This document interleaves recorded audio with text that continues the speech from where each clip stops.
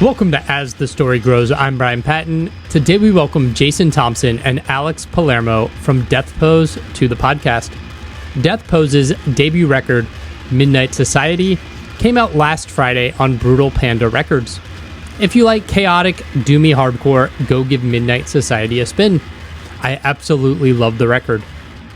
Jason and Alex talk about getting stuck with bass, switching band names, the influence of Are You Afraid of the Dark, touring smarter, and more. There's going to be a lot of podcasts between now and the end of the year, so make sure you're subscribed to As the Story Grows on your podcast platform of choice. There's so many bands releasing new records in a short span of time, and you don't want to miss hearing from your next favorite band about their new album. You can join the podcast on Patreon, and with $1 a month, you get early access to every episode of the podcast. We're also on Substack and Discord. Check out the links in the show notes. Enjoy today's chat with Death Pose. Let's fight for the one who dies to you! Patience waits as the candle fades. Reach out for another hand to hold. Both this burning fire to stay. No, bring it on! Cold heart, still beating. No, bring it on! Cold heart within. Why don't each of you just quickly, so people know your voice, introduce yourself and what you do in the band. My name is Alex. I play bass in Death Pose. And I'm Jason. I sing and play guitar in Death Pose. Nice. Where did each of you grow up? Are you both from the Chicago area? Yeah, so I was born in Texas. Do not hold that against me. So I was born in Texas, and then I lived most of my life in the Chicagoland area, so like the western suburbs. And then, yeah, that's kind of my hometown. Lived in Germany for a little bit just recently, and then moved back and started this band with Alex. But Nice. I grew up down in St. Louis, Missouri, but I moved to Chicago when I was like 20. So I've been here for like, 14 years or something, playing in bands and stuff. And going back to St. Louis for the Riplets, right? yeah, it's fun to visit, but I like living here for sure. Nice. What got each of you into music? So for me, I started playing in punk bands in the suburbs of Chicago when I was in in middle school, and my first instrument was bass, and it was kind of out of I was the last one to pick an instrument basically, so I got stuck with it, but then ended up really loving it. And yeah, my bands back in the day were all like pretty not great, as you know, that's kind of how it starts out. But then we were basically initially my first band was like very like bratty punk rock, and then we kind of evolved into like AFI ripoff, which is always fine with me, and then getting weirder and weirder over the years. Yeah. Nice.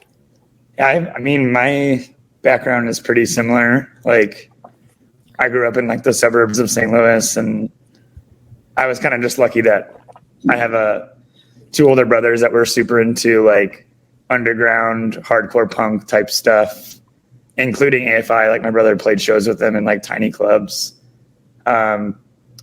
Oh, nice. And yeah, he got me into all that stuff, or both of them did. And then almost the exact same story. I had met some kids that needed a bassist.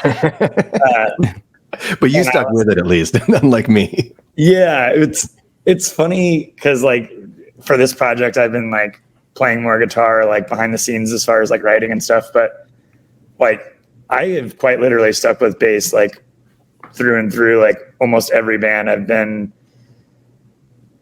a bassist and a singer, or just a singer or just a bassist, like, and nothing really outside of that. So I guess it's four strings or nothing for you, right? Yeah, I learned Brain Stew by Green Day, and then it was, all downhill from there. Yeah. Nice. Yeah. I got the bass. I was playing drums with an artist, and she was like, can you play bass? And I was like, I can play guitar. So I bought that, and there we are. Yeah, it's kind of how it works, right? Like, it's like, well, he can do this. He could probably do a little bit of that and piece it together. Jason, what was the scene like in Chicago when you started playing in punk bands? I know it's got like a really healthy, vibrant scene right now, but what was it like back when you were starting? Yeah, that's a great question. So like when I first started, I was out in the burbs, and it was always like this like total like dream to be able to play in Chicago, to play at like the Fireside Bowl. So my friends and I would go to Fireside all the time. And like now I live right down the street. Actually, it's like right between Alex and I where we live. So it was always like this like, oh, one day we'll be able to play the Fireside. But like our scene out in the burbs. So it was in Geneva, Illinois, St. Charles, Illinois, Batavia. So like about an hour west of Chicago. And growing up in high school, we actually had a really sick scene that we, along with some other bands in our area, just like really helped cultivate. And we would have shows at a record store that I worked at called Kiss the Sky Records. It's still out there. And we would like just do a bunch of stuff locally. And then eventually we're like, well, let's try to play the Fireside. That would be like the bucket list. Like I could stop playing music tomorrow. And then we ended up like playing there, and I ended up playing there like 11 times before it shut down. So it was, It was bananas. But the music scene in general in Chicago, I think, has always been really, really vibrant over the years. And like there's, ebbs and flows, but there's, I would say consistently really, really great musicians, really great artists, really great art scene. And it's kind of like, I'm getting a little older now, so it's like the old trope of like, well, it's not as cool anymore because I don't know what's going on, but it is like there's just I just need to leave my house more. So like there's a huge amount of like amazing bands in Chicago right now, but I would say like over the years it's been equally as amazing. Like Alkaline Trio, would go see some of their first shows at the Fireside and get like blown away by them, and like bands like Tuesday and the whole like Slapstick family tree, whereas like the Broadways and Honor System and all these amazing bands that were really inspiring. And then I feel like every 5 years there's another different tier, and like Rise Against came from that too. So there's like all this like rich history of bands, and it's like independent of genre, I would say. Like with Death Pose, we're definitely more, this is the heaviest band I've been in a very long time. So I used to be in like a metalcore band back in the day, but it was a long time ago. And so like the hardcore and metal scene was something I was never like active in. I would go to see shows and stuff, but it's been cool to see some of the other bands that are in the area, not just Chicago, but regionally, that are doing really rad stuff. Like we just did a release show with our friends Cult Fiend in Chicago, and that was like amazing to see another new band that's just killing it. So yeah. Nice. Alex, what about the St. Louis scene, the burbs of St. Louis? What was the scene like? Honestly, like, so like the suburb I grew up in was pretty like awful when it comes to all that. I was just fortunate enough to have like brothers that were like driving into the city and kind of being a part of the scene. And that's when my oldest brother was like, when like Trio and, Lawrence Arms and all those AFI, all those bands were coming through St. Louis, my brother was playing with them in like, 100 cap rooms that aren't sold out, which is wild to think about now. But so my brother was kind of like taking all this stuff from the city and like bringing it back to me and being like, here's this crazy band I played with tonight. And it's like, it later went on to be an Alkaline Trio, or, we played for no one and we all got wasted together and, stuff like that, crazy stories like that. But once I got a little bit older and I moved to the city for a couple of years, the scene was like super awesome. Like right before like MySpace and any sort of like social networks were really around like controlling music and like how you promote. We had a website called STL Punk. And it was essentially like MySpace for our local scene before MySpace was really a thing. And it like completely built a scene, and like every show you went to was like packed. And it's kind of what I imagine like the Fireside Bowl days being like, since I wasn't living here at the time, like where everyone's just like, oh, it was crazy, dude. Like any day of the week you go to this place and see not only good bands, but like it's packed and like there's just people there every time. And like, you know, kind of like social networks before we had them, like you actually had to go leave your house and like meet people, and you're like, oh, I don't care who's playing the Fireside Bowl tonight because I know it's going to be a punk band, and I know there's going to be like cool dudes and cool people there in general. So like, yeah, it's all kind of crazy, but like the scene was pretty cool in St. Louis. I don't know what it's like anymore, to be honest, but I know that the Chicago scene is pretty booming. Like Jason was saying, we're getting a little older on as far as like the scale of like being a part of a scene. You know, you feel a little weirder going to like house shows and stuff. When I have gray hair, it's kind of like, who's that? Whose uncle is that? I'm not a cop, you know, fake mustache on. But yeah, like I've noticed like just on like Instagram and stuff, like people posting videos of like these super young hardcore bands that have people from all walks of life in them, and they're just playing like shows like in the street on the south side, and like playing in backyards and playing in like basements, and like it's really blowing up again here, and I like want to be a part of it. It's just, it's always hard because it's like, you know, DM for the address and stuff like that, and like we're working full-time jobs and have a lot of other adult-ish things to do sometimes, but it's cool to see it all like kind of happening again, especially on the heavier sounding music. Yeah.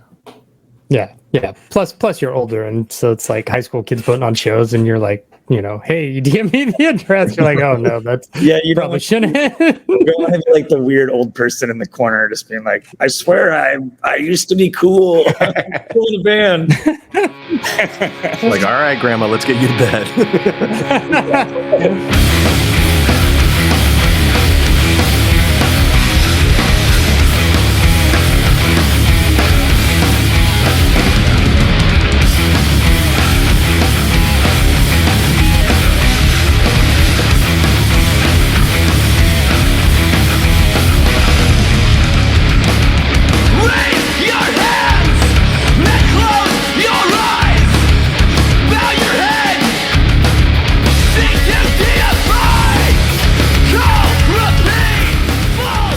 Let's talk about Death Pose. How did this band get started?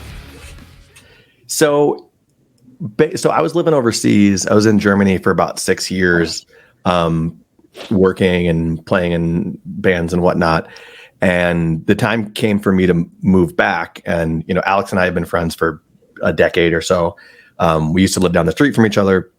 My old band and their old band would play shows together and whatnot. So we've been friends for a long time. And when I was moving back, I was like thinking about who would I want to make some noise with.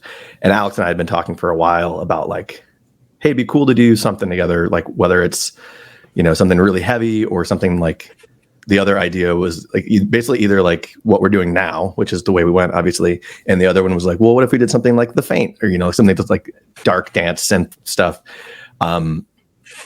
So we were kind of like bouncing some ideas off of each other. And during like the beginning stages of COVID, I would just like many other people would just like write and record stuff at home.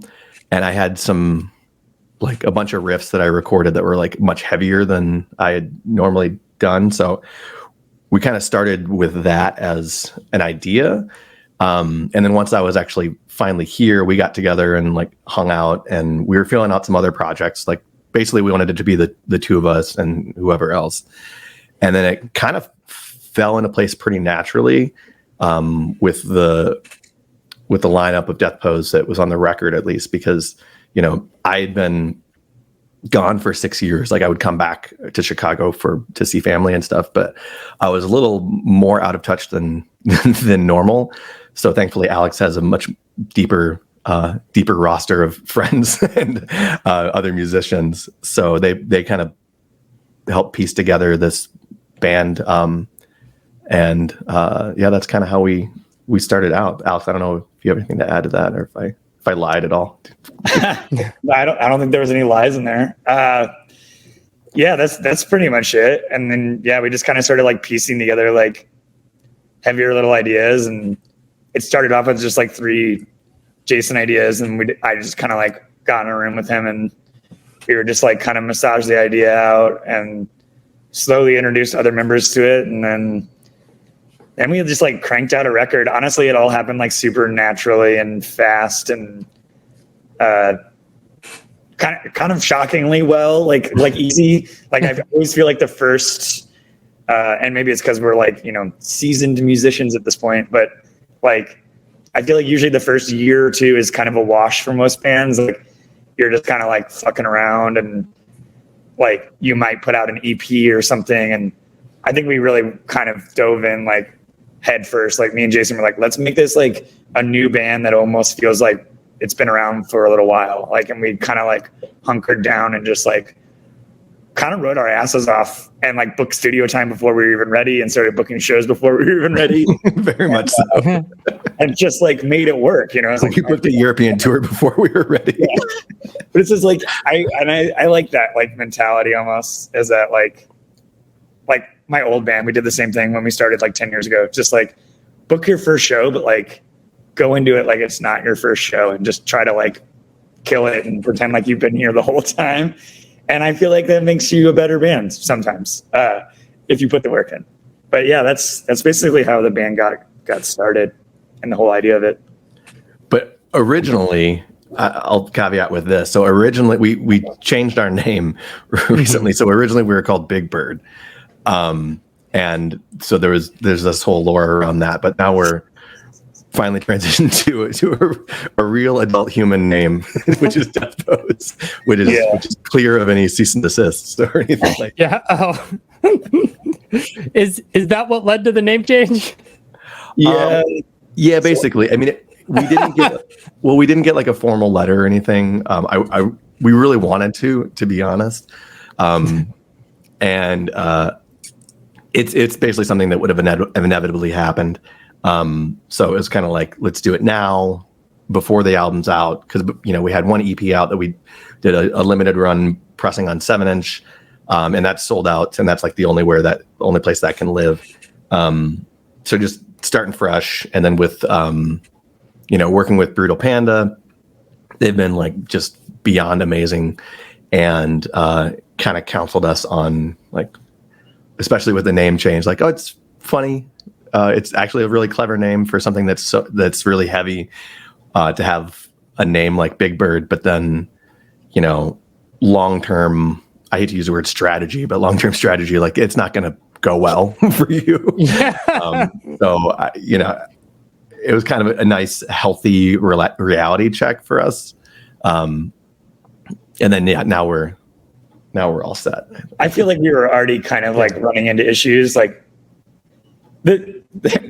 choosing the name was pretty short-sighted. That I can admit that the original name, Big Bird, and like, because I was just like, oh yeah, we'll start a hardcore band, we'll have a bunch of fun, it'll be called Big Bird. That's fucking hilarious, and like that's that. And then it's like, we actually recorded a full-length record, and we are actually booking tours, and we're actually working with a label. And I was like, oh, like we're doing this like for real, and we are kind of like stuck with this, like, I don't want to say unfortunate, because I still think it's a hilariously awesome band name, but an unfortunate name in the sense that it's not very usable and Googleable or any of that kind of stuff. So we're in a better place now, and I like Death Pose. I think it's cool. I still wish we would have renamed the band Guns and Roses instead of Guns and Roses. But I think we would have probably hit some legal speed bumps there. Yeah, an Axl Rose call there. Yeah. That's so funny. It's funny how many bands, like, they choose something funny, it ends up on the flyer, and then they're like 15 years into their career, and they're like, yeah, our name's shit, but like it's stuck. Like the band Diarrhea Planet.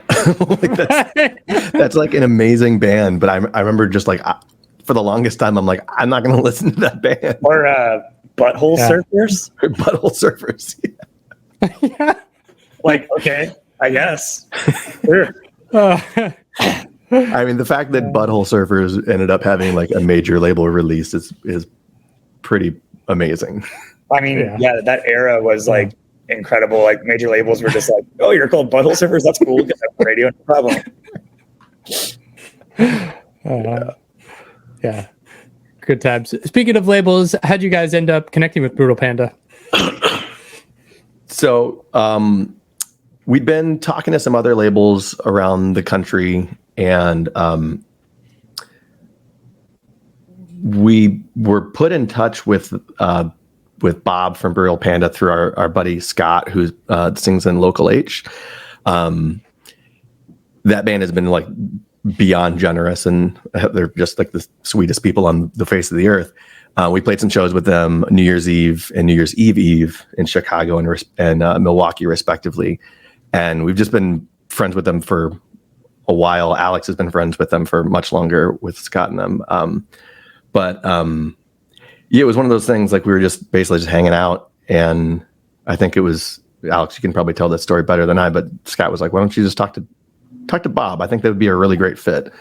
Yeah, basically it was pretty natural. I was just like asking all of my, because like this band, like Jason and I both haven't played in a band this heavy in a long time, like you mentioned before. And I was just like, I don't even know what labels are like cool or would take a chance on a newer band for like this kind of music. Like my last band was more like punk, indie leaning, like, you know, just not the same kind of labels that I would try to pitch to.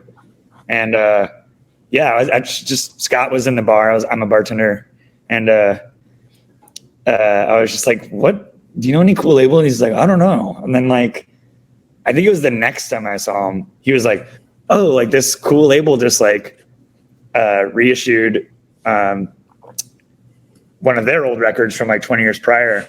Here Comes the Zoo." And he's like, "Bob is awesome, and you should send it to him, and you know, I'll send him a note and vouch that you guys are cool and all that stuff. We're not like total creeps." Yeah. And Bob was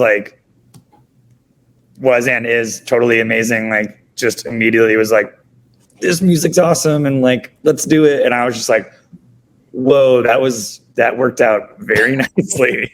And I'm very grateful, because like sometimes that can be like a really tough thing. Like pitch your record to like a million labels, more than half of them don't respond. The other ones say that they have their rosters too full.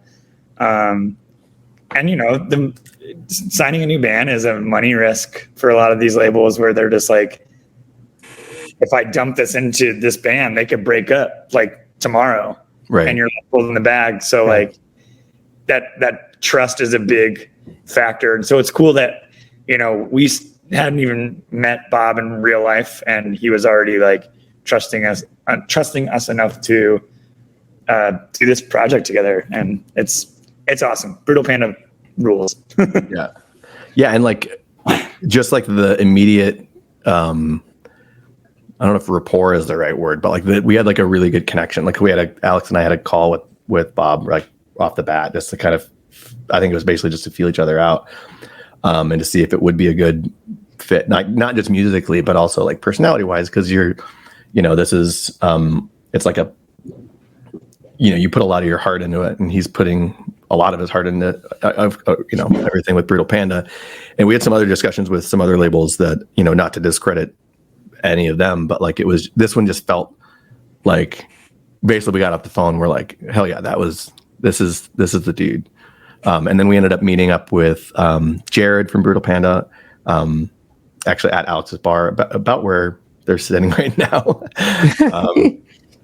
And got to shoot the shit with him for an hour or two, and that was really great. So it's also really awesome to like work with people that you would genuinely want to hang out with, like, and doesn't feel like this weird tension or like a business relationship, but it's like you're in bed together on, with the focus of making some rad art and making some eardrums bleed. So that's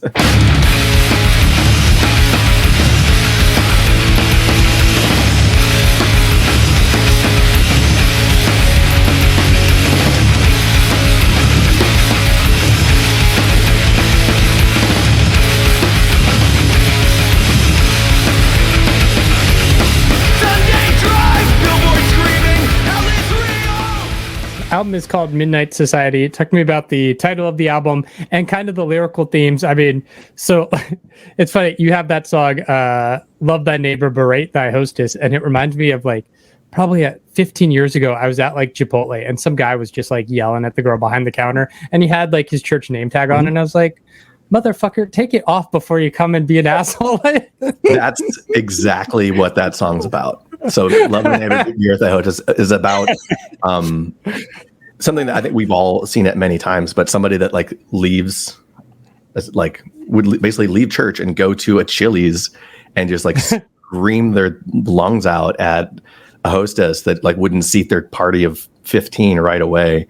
And like just the cognitive dissonance of like, you know, going from one place where you're like, oh, we love everybody and, you know, these are the teachings that we follow. And then you go somewhere and just like totally disregard it and just act like a piece of shit. You're an actual human being, like when you actually have a chance to practice that. So that I'm glad that you got that right off the cuff.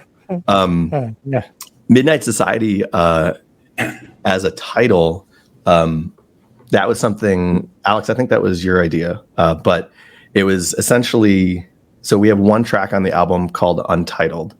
And it's like the prelude track to Steady as Ever. It's the track, it's the first and second track off of side B on the vinyl. And it's kind of like a noise track with like some ambient guitars and basses and whatnot. Then it gets really heavy and transitions into this other track. As a backing layer for that, we used, and this was Alex's idea and I love it, was to use the intro theme for Are You Afraid of the Dark? The old Nickelodeon show. But then like to make it, you know, I like stretched it out and chopped it up a little bit and we added effects to it and all that. And in that show, basically the kids that would always like hang out around the fire telling these stories, they were called the Midnight Society. So that's kind of like a throwback to that whole part of our youth and upbringing, but then also it's just like a pretty sick sounding title. Yeah, I think it like that title like kind of, it just kind of worked. Like it was like, yeah, it just sounds cool and it's connected to this track on the record.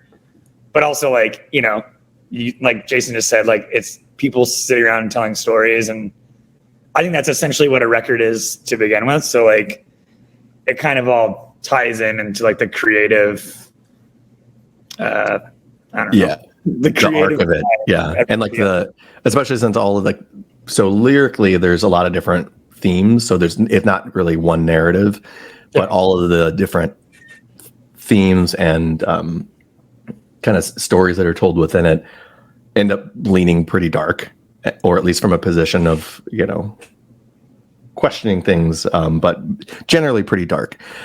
So I think that's a good kind of parallel to the old Midnight Society. And now we're the new one. Nice. Until we get sued by Nickelodeon. We super didn't use the actual sample from that. Not at all. No.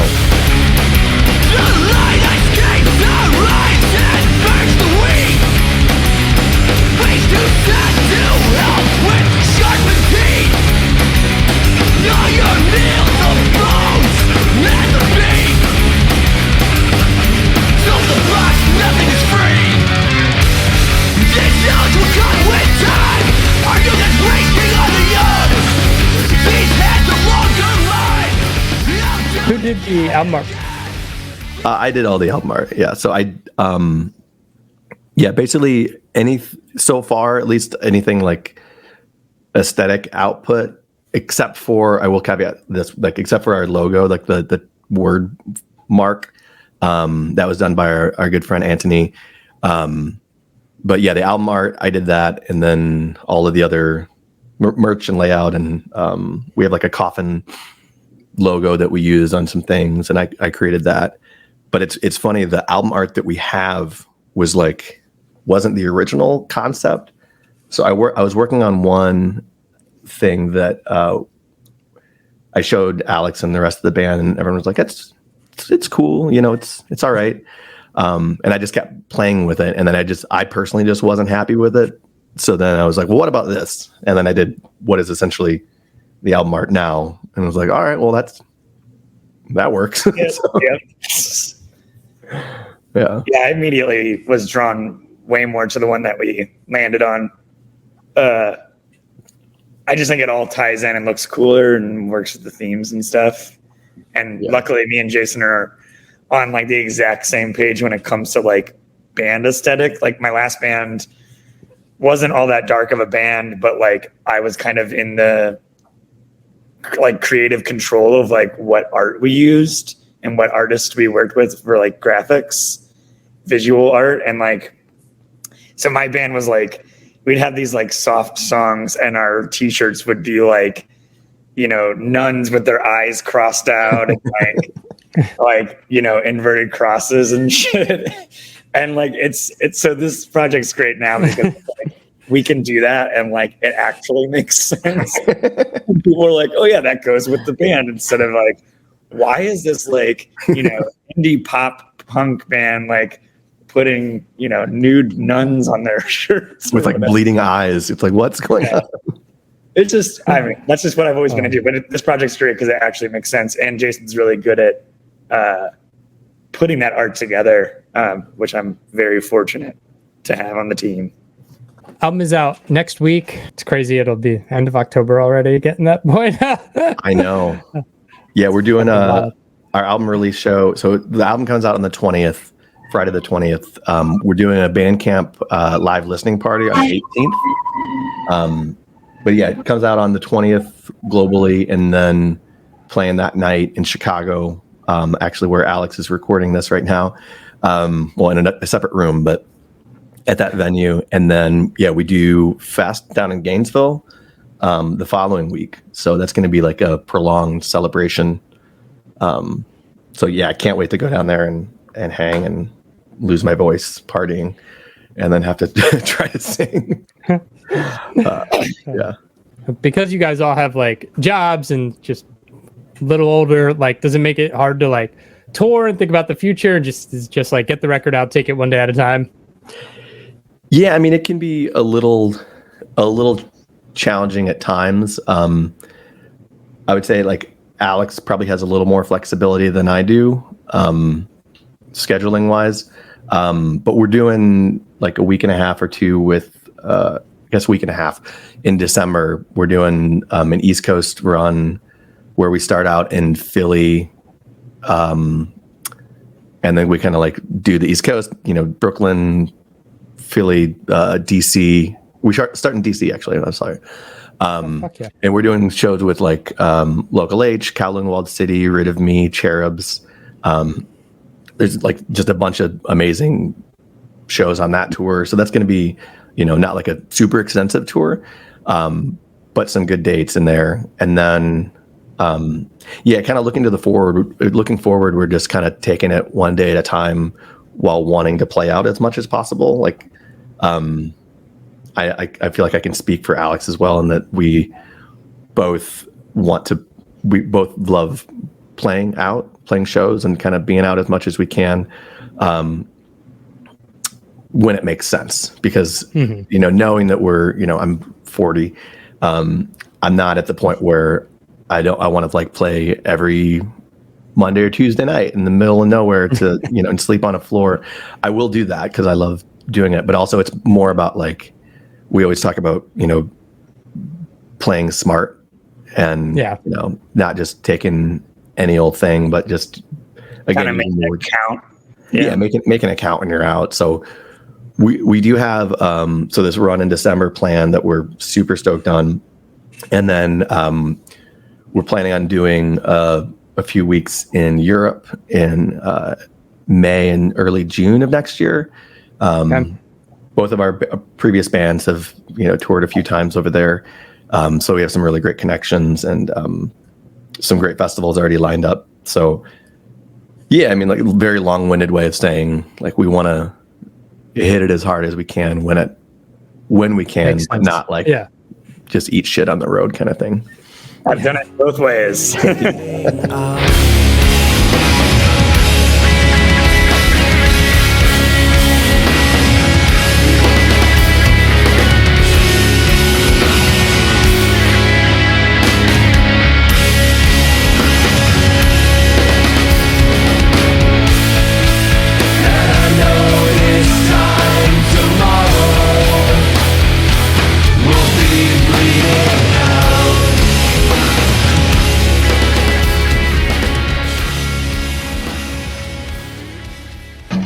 Thanks for listening to As the Story Grows. Our intro music was written and composed by Jeremy Hunt. The As the Story Grows theme is by Bob Nana. If you like what you hear, subscribe wherever you get your podcasts and give us a rating and review. If you'd like to support the show financially, you can join us at patreon.com/asthestorygrows. Be a part of our community and join the ongoing conversation over on Discord. If you enjoy this episode, share it on social media with your friends. Much appreciated, and thanks for listening. I never felt so joyous.